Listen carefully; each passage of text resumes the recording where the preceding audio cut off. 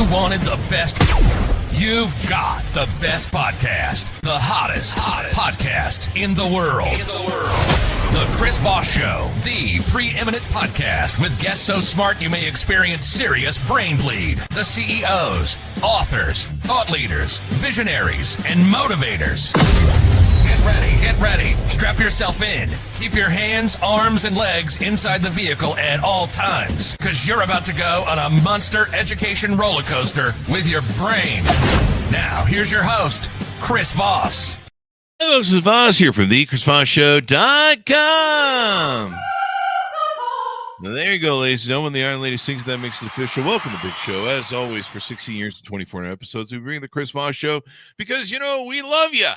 Who tells you they love you? How many podcasts really love you out there in the world? I mean, they may tell you they love you, but do they really? I'm just being stupid and funny, which is what I do. And that's probably why you listen to the Chris Voss Show too, on top of the amazing, mind-blowing guests that we have on the show. That's why they call it the brain bleed, because they just blow your mind with all their stuff. Anyway, enough with that. The plugs. Go to goodreads.com/Chris Voss, Facebook.com/Chris Voss, LinkedIn.com/Chris Voss, Chris Voss 1 on the TikTokity, and all those crazy places on the internet. Today we have an amazing young man on the show. We're going to be talking about his latest book in the Asker series called The Glass Man, a novel. And it was out August 26, 2025. I'm trying to get further down the year. What am I doing here? August 26, 2025. We have Anders de Lamont on the show with us today. And we're going to get into it. And his series, this is book 2 of the Asker series. And we'll find out what that means, what it's about, and what he's up to in this new series that he's working on, and all that good stuff. Anders is a former police officer. He made his debut in 2010 with the award-winning thriller Game, and has become one of Sweden's most beloved and popular crime writers. He is the author of several acclaimed best-selling crime fiction series, among them the suspenseful Skane Quartet. Did I pronounce that right? Yeah, it's pretty close. Yeah. Okay. There you go. I'm still working on my Sweden. Very difficult language. Yeah. Isn't that? I got all my Swedish speaking terms from the Swedish chef from the Muppets. From the Muppet Show. Yeah. The Muppet Show. That's how I know. Do we really sound like that? Yeah, maybe we do. You guys all look like that, don't you? You got the beard. Yeah. Of course. Yeah, there you go. Published in 2022, The Mountain King is the first best-selling installment in his new Leo Asker series. Welcome to the show, Anders. How are you?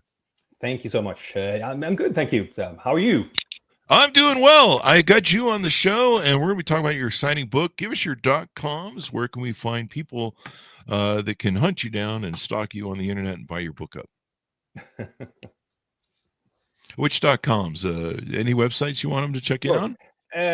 You can get the book on Amazon or on any of the bookstores in the US and any of the online bookstores as well. So, Amazon.com is probably the easiest one. There you go. And it's gotten some great reviews. In fact, we've got a couple. Will Dean has been on the show multiple times. He gave you the twisty, spine-tingling mystery that unfolds in creepy, sinister, laced with a touch of dark Scandinavian folklore. That sounds like the girls I meet on Tinder these days. And Andrew Gross, I believe, has been on the show too, from the Fifth Column. So you got some really good. I see you got some really good there endorsements, referrals. Yeah, I was really happy about those from two great authors as well. So very, very proud. I sort of framed them and hung on my wall in my studio. But yeah, we like Will. We like Will. He's been on the show, but someone really hurt him. No, I'm just kidding. He writes some interesting mystery stuff, horror stuff, sort of suspense, I think. So I think all the crime thriller writers are a bit, you should see our Google history. God forbid something would ever happen to my wife, but if the police looks at my Google history, I'm gone, right? So, you better make sure nothing happens to the wife there, because how to kill. Actually, that probably would be a good novel. A guy who is a writer like yourself, who writes, suspense, mystery and stuff, thrillers, and then his wife does get killed for real in the book, by a person who is framing him by using his methods of killing. So his that own words and his own methods. Yeah, That's a pretty good one. Yeah. Yeah. All right. Well, Let's see who writes it first. Right? There you go. So give us a 30,000 overview. What's in this new book, please? So the Asker series is really based on some experiences I had as a young policeman. So it's based on a group of police officers that are they don't work with other people anymore, so they're sent down to the basement to do really nothing, just because if you work for the government, and especially if you work for the government in the Nordics, it's very difficult to fire you. So they're a bunch of low performers, right? So doing really nothing. And then Leo Asker is a high performer, to working really serious cases, and through some political maneuvering, all of a sudden she's demoted, and she's now the commanding officer of the Department of Lost Soul, as they're called, with police irony of it, right? So that's sort of the whole base premise for the whole Asker series, because they get a lot of nonsense cases. Because if you worked in the police, you know that people call the police about anything, right? I personally recalls where they say, the Swedish king is spying on me through the air ducts or other stuff like that. So, well, everyone knows that, though. That's of course, that's what he does. So. That's over here too. Yeah. And then you have to write all this down, and you have to put it in the system somewhere. And somewhere, some poor person has to read through all this nonsense, right, and decide what to do with it. Because since it's a citizen communicating with the government, you really have to take this down in some way. And among all these things, there might be some things that are actually real or actually relevant to some kind of case, and that's sort of the whole base premise of the series. So in the first book, it was a kidnapping case.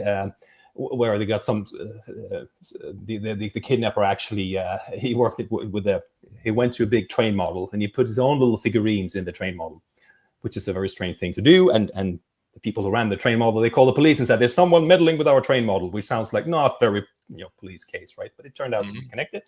And in the Glass Man, it's a slightly different start. It starts with Asker being contacted by her estranged father, and he sort of just tells her that, "I'm going to be framed for a murder I didn't commit. You have to help me." And then he hangs up. Right? So that's sort of this start. Oh wow!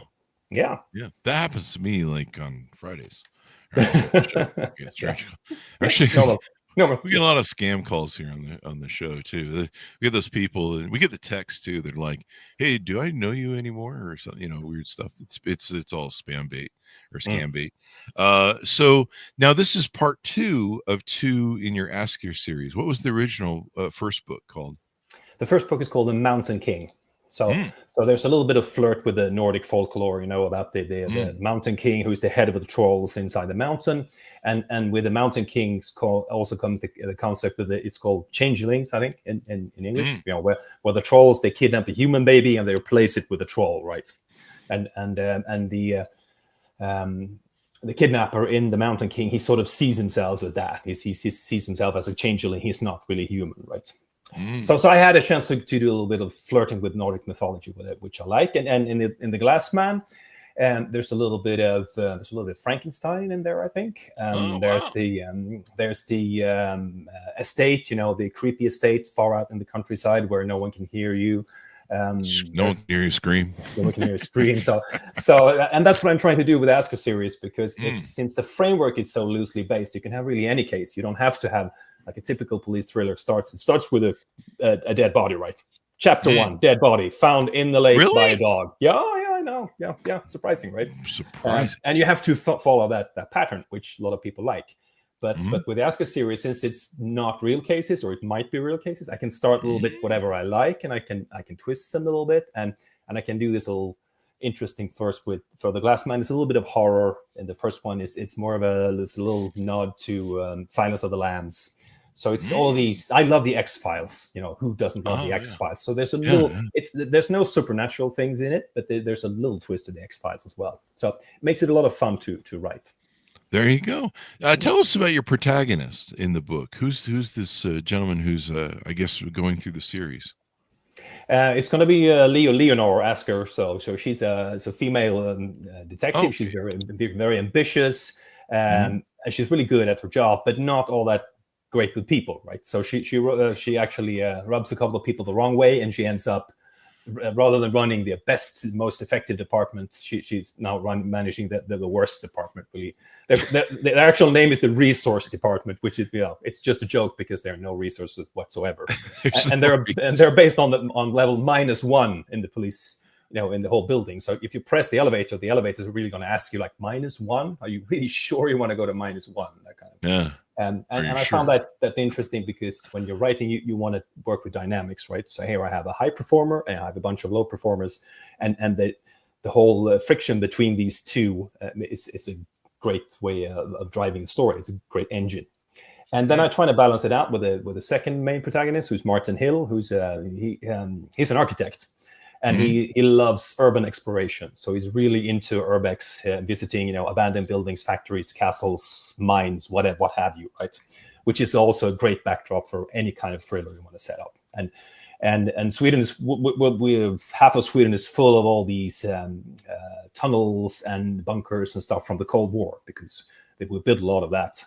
And they're more or less abandoned, all of them. So there's a lot of things to dig into. And also where, only half of the country is populated. There's a lot of abandoned houses and things to explore. Yeah, the abandoned houses. Yes. So that's a good couple of good protagonists to work with, and they know each other from since they were kids, and they haven't known each other for a number of years, and now they're sort of getting reacquainted again. Right. So there you go.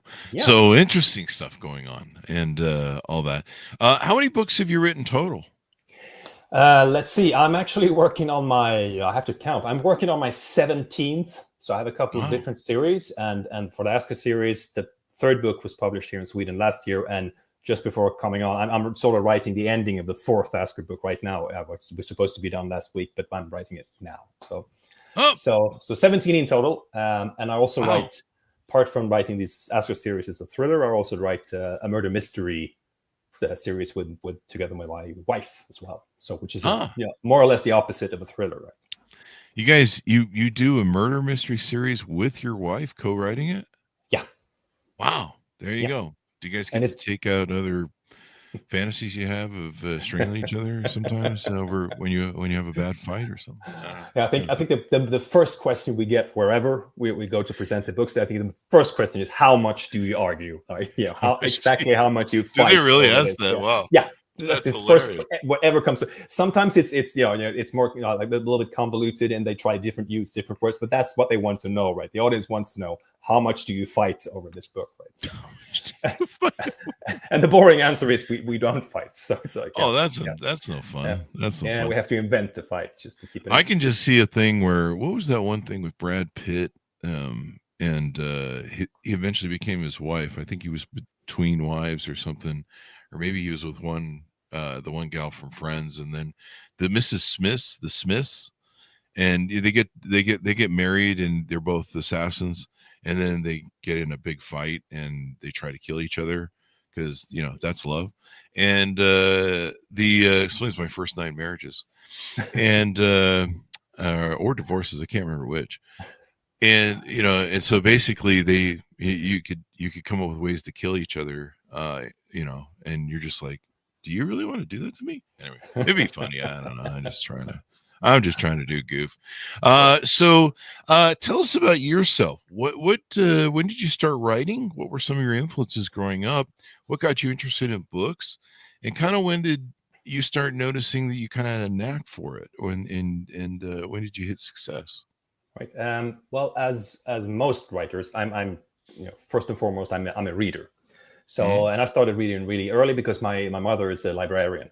And really? That's an influence for you. County library in southern Sweden. And since I'm born in the 70s, grew up in the 80s, there was no internet, right? So there was there was soccer or there was wrestling, right? Yeah. And not your fun part of wrestling, the Greco-Roman wrestling. So I was a very mediocre football player and a soccer player, and I was wrestling sounded deadly. So I stayed stuck with the books, and I was fortunate enough to have, my mom had the keys to the library, right? So I had 24 access. I could go in whatever I wanted to and pick up whatever book I liked. So I've always been reading since I was very, very young, and always been interested in stories and storytelling, and that whole feeling of reading a great book, to have a story inside your head and, just, feeling all the emotions of the protagonist in the book and so on. Yeah. And so on. So I started early with that. I was pretty good at writing in school, but I had no idea it could be actually a job, which is a bit strange, I guess, but I never even considered that. And then I was in the military, and then I went to the police. And I kept my interest for books, because if you work in the police, you work in shift, right? So some days you're going to be off when no one else is off, which is a good time to have a chance to keep reading. And from the police, then I went to the security industry. So I worked for two big American companies. I did 4 years for UPS in the Nordics, packaging delivery company. And then from there, I worked for Dell Computers. So I did 8 years with Dell, in Europe, Middle East, and Africa as their security manager. So I did a lot of traveling, and this was early 2000s up until 2010. So which is the time still you didn't have Wi-Fi on the planes, right? So when you did long flights, which I did, like South Africa or other places, you still had a lot of time to read. And somewhere along those lines, I've been reading a lot, and I got curious, I've been sitting in the back seat of this car now a while. Can I actually drive it? What would it be like to drive the actual car? Can I write a suspenseful story? I mean, I'm interested in reading and writing, and I have a suitable background for writing crime fiction as well. And so that's sort of the idea. So I was like 36 or 37 before I realized what I wanted to be as a grown-up. So which is And then see, it's never too late to start, folks. No. I mean, I think most actually you hear about these very young, brilliant writers who write their autobiography when they're 20, but they're few and far between, right? I love the life coaches. I love the life coaches. Oh yeah, life coaches. 20. Yeah. Oh yeah, I love those guys as well. I'm a 20-year-old. I'm going to tell you about life. Damn it. Yep. I'm going to be a life coach. Or everyone who has struggled with I work too much, and I was and now I have to tell everyone how not to do it. Right? There's thousands. There you go. Most writers actually they don't debut until they're past 30, I think, because also it's about your language and developing it, and also about reading enough stories and programming your brain with storytelling and stuff like that. So anything else. Yeah, it's probably kind of like anything else where you've got to do the prep work. I was listening to Sam Harris's podcast last night, and he was his guy was asking him, how do you get good at using these big words and talking sophisticatedly, which isn't a word. And he said, I read a lot of books, from a very young age. I started reading books. I started challenging myself with words and what they meant, becoming a wordsmith. But really, it's just immersing yourself in that environment, right? And it's kind of like that 10,000 hours trade thing where the longer you spend, there you go. I cut you off and you were telling the rest of your story. I was going to say, it's practice. Like everything else, it's a little bit of talent, and there's this stubbornness. And practice, and then I like the stubbornness part. Stubbornness, because you spend a lot of time just by yourself staring at a screen or like a blank page, and a lot of people have this idea about being a writer. You sit on a cafe and you smoke a cigarette and you drink your coffee and you wait for inspiration to arrive, right? Yeah, inspiration is not going to write the book, And I think I always forget the quote. It's a brilliant quote, but inspiration has to find you working, right? So inspiration will come when you're working, right? It's not the thing that drives the whole thing. So that's sort of how I got started. I debuted in 2010, and 2012 I left my job at Dell to be a full-time writer, and I've been a full-time writer since. There you go. Well, great. Best job in the world. And how did you get your first contract to write for the big publishers? The system in Sweden is still slightly different than the US. In the US, you submit everything to an agent, and then the agent sort of sell you typically to the publisher. In Sweden, it's about 50-50. And back in 2010, it was still, you sent your script to a publisher, and you hope that they'll come back. And typically what would happen is that you get a letter like 3 months later on saying, dear Mr. I actually had one. The worst one I ever had was, dear, fill in name here. They forgot to put my name in, right? And then thank you for your script. fill in title here, right?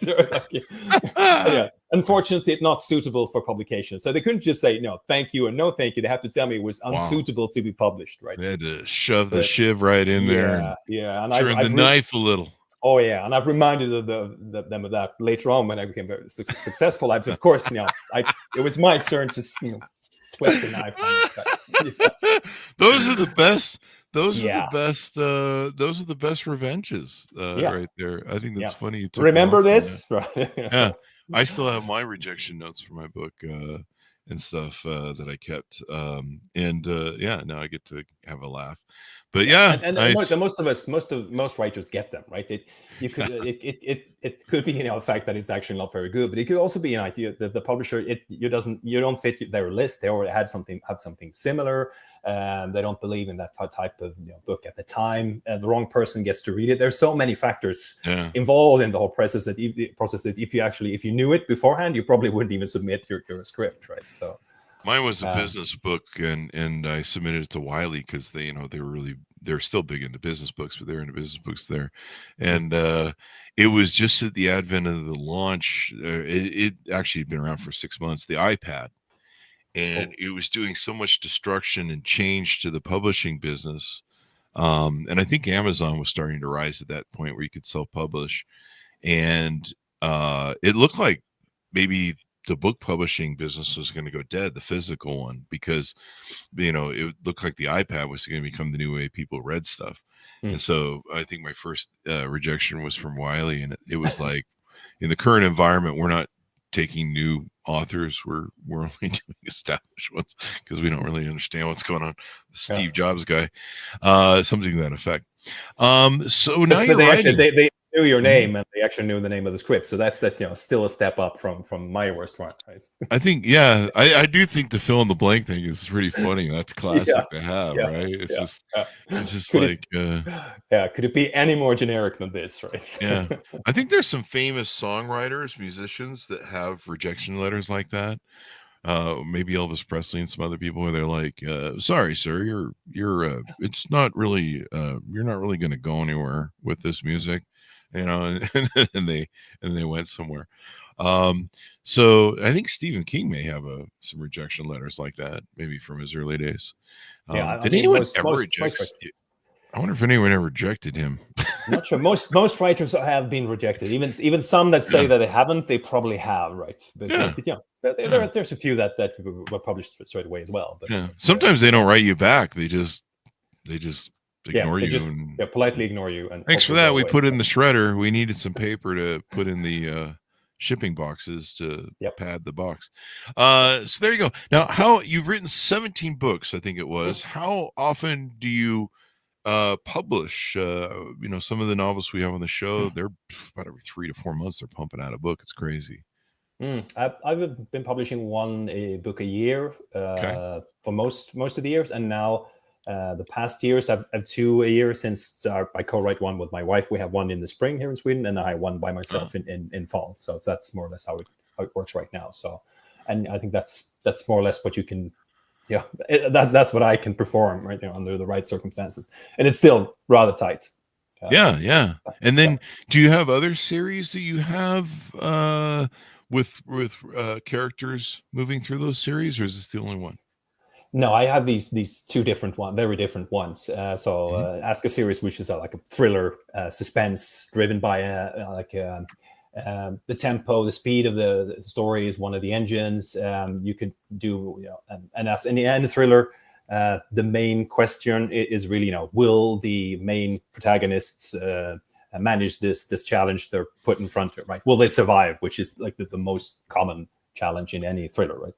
And then we write a murder mystery, which is very different because there's the challenge is all about the mystery, right? Not as much about the characters. It's all about it's a whodunit, right? Who did it and how and why, and that's why the reader is there for the whole puzzle mystery, which takes some different tools out of your toolbox as a writer to work with a very plot-driven story and not driven by tempo, as compared to a thriller which is driven by pace and twists and turns and a whole different level of suspense, right? So Yeah. They're very, very different and require some different tools, which I really do enjoy working with. Mm-hmm. And then also the murder mystery story we have, they're set in Italy, which means that I get to do, and my wife is half Italian, we get to do some very, very nice research for those books, right? So we have to go there, we have to eat the food and drink the wine and then check out the sites. So, yeah, that's the smart thing novelists do. Yeah. They always like, they're like, yeah, we're vacationed.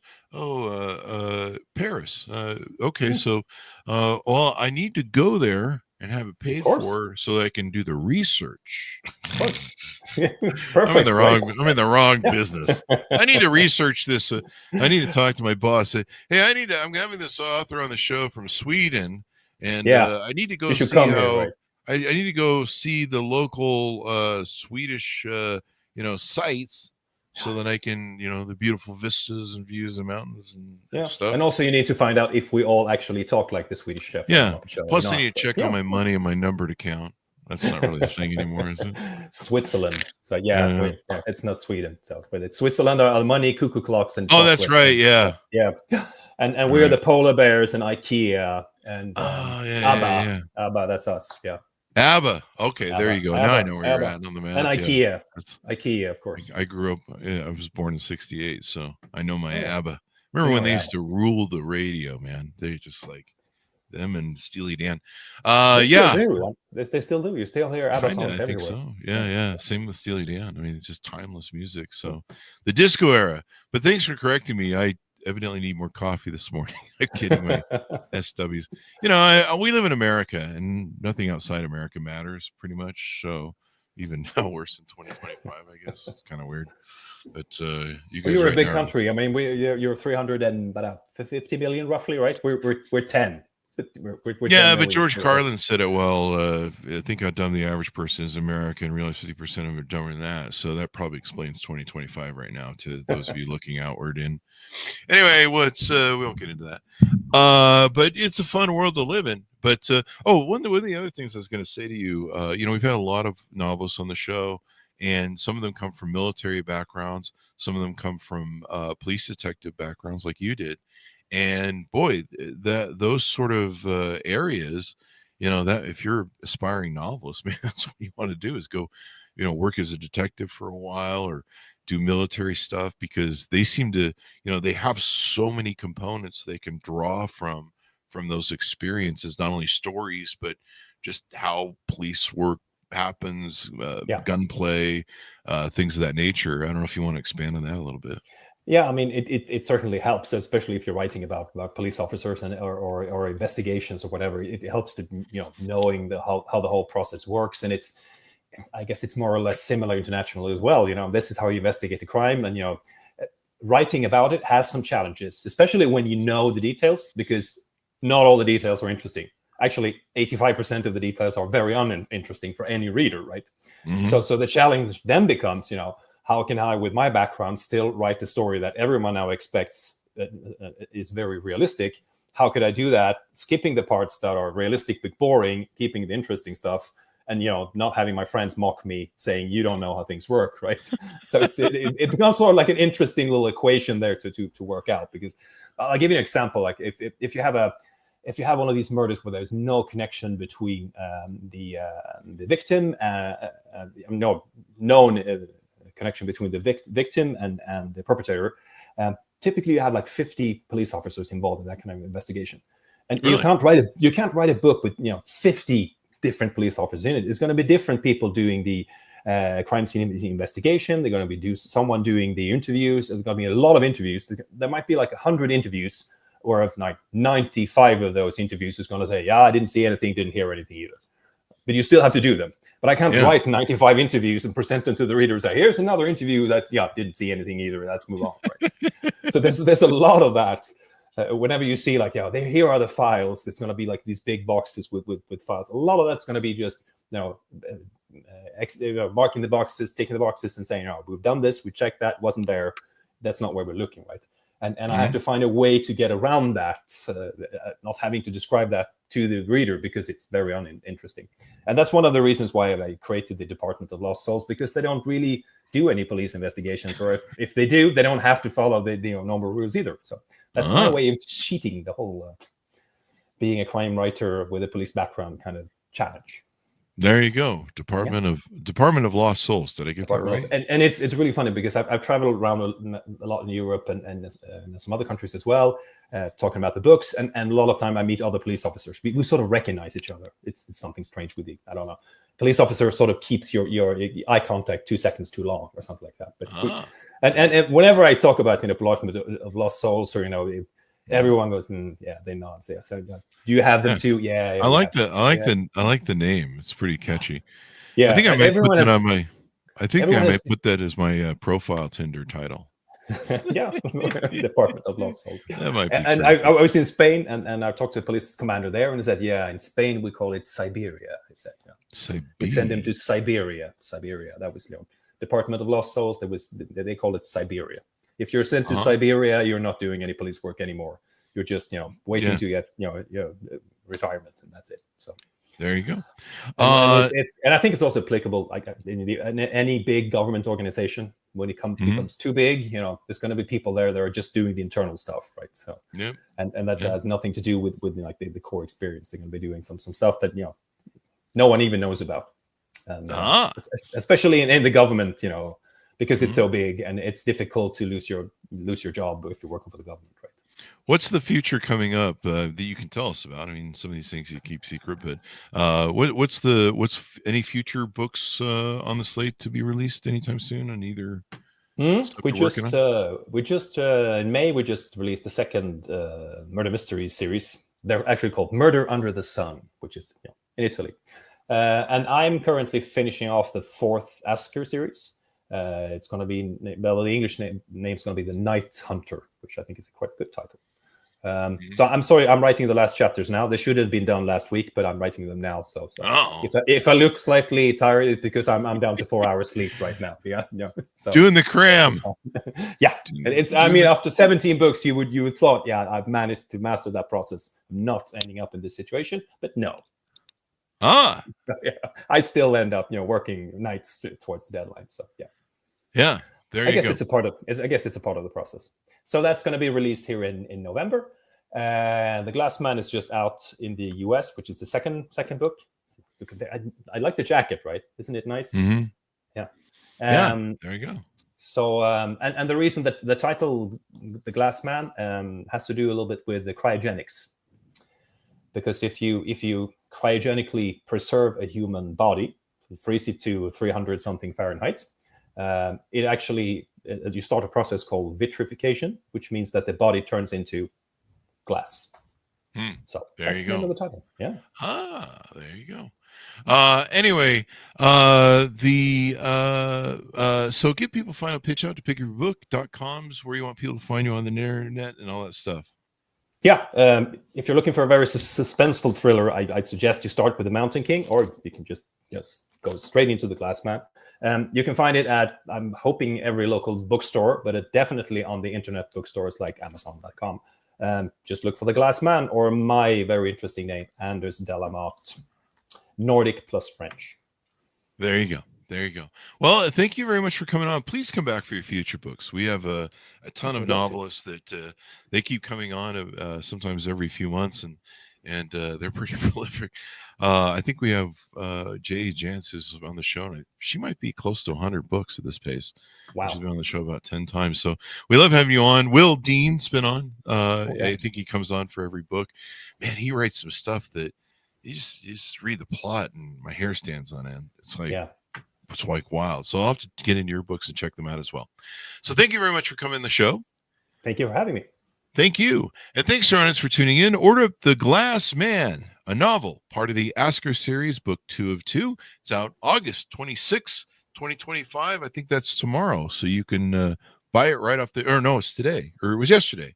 I don't know what day it is. Chris needs more coffee of it. Yesterday. Yeah. I don't know clearly he needs more coffee. So I'm going to go do that, folks. Go to goodreads.com / Chris Voss, LinkedIn.com / Chris Voss, Chris Voss #1, the TikTok, and Facebook.com / Chris Voss. Thanks for tuning in. Be good to each other. Stay safe. We'll see you guys